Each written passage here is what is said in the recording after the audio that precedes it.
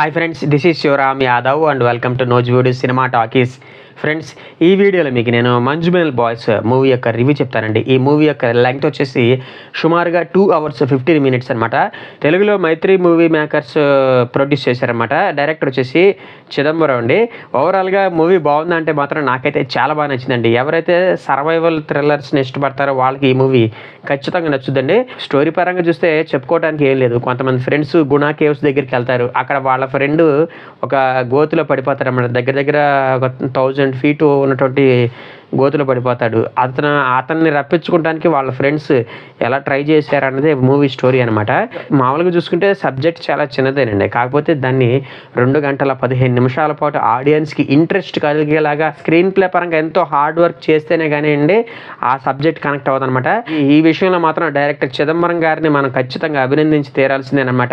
Acting పరంగా చూసుకుంటే కనుక ఆర్టిస్టులు అందరూ కూడా చాలా బాగా నటించారు అనే కంటే కూడా 10 మంది ఫ్రెండ్స్ ఒక చోట పోగయ్యి సరదాగా జోకులు వేసుకుంటూ ఎంజాయ్ చేస్తూ, అట్లాగే వాళ్ళకి ఏదైనా ప్రాబ్లం వస్తే వాళ్ళు ఎలా రియాక్ట్ అవుతున్నారు అనే సంఘటనల్ని వాళ్ళకి తెలియకుండా రికార్డ్ చేసి మూవీగా రిలీజ్ చేస్తే ఎలా ఉంటుంది అన్నది మనకి స్క్రీన్ మీద కనపడుతుంది అనమాట.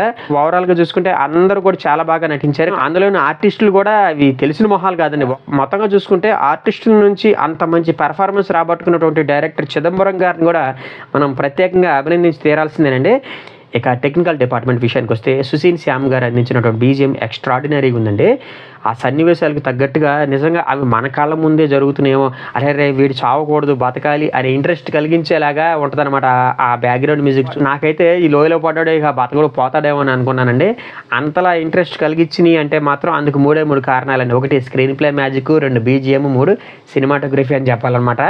డైరెక్షన్, బీజిఎం తర్వాత ఈ సినిమాకు ఉన్నటువంటి ఇంకొక biggest plus point Shyju Khalid గారు అందించినటువంటి సినిమాటోగ్రఫీ అనమాట. నిజంగా ఆయన ఆ కేవ్స్లో దిగి ఆ కెమెరా మూమెంట్స్ని ఎలా షూట్ చేశారంటే నాకైతే ఎప్పటికీ అర్థం కాల.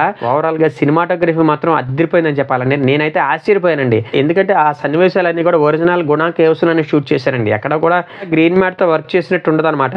ఆ సన్నివేశాలన్నీ కూడా ఒరిజినల్ గుణా కేవ్స్ లోనే షూట్ చేశారంట. ఎనీహౌ డైరెక్టర్ తో పాటు సినిమాటోగ్రాఫర్ కూడా చాలా బాగా కష్టపడ్డాడు కాబట్టే ఇంత మంచి అవుట్పుట్ వచ్చిందని చెప్పాలి. ఈ సినిమాకి నేను ఇచ్చే రేటింగ్ వచ్చేసి 3.5 అండి. నా ప్రజెంటేషన్ కనుక మీకు నచ్చినట్లయితే ఈ వీడియోని లైక్ చేయండి, షేర్ చేయండి. మీ ఫ్రెండ్స్ అండ్ ఫ్యామిలీ మెంబర్స్ చేత కూడా మన యూట్యూబ్ ఛానల్ని కొంచెం సబ్స్క్రైబ్ చేయించండి. థ్యాంక్ యూ అండ్ జై హింద్.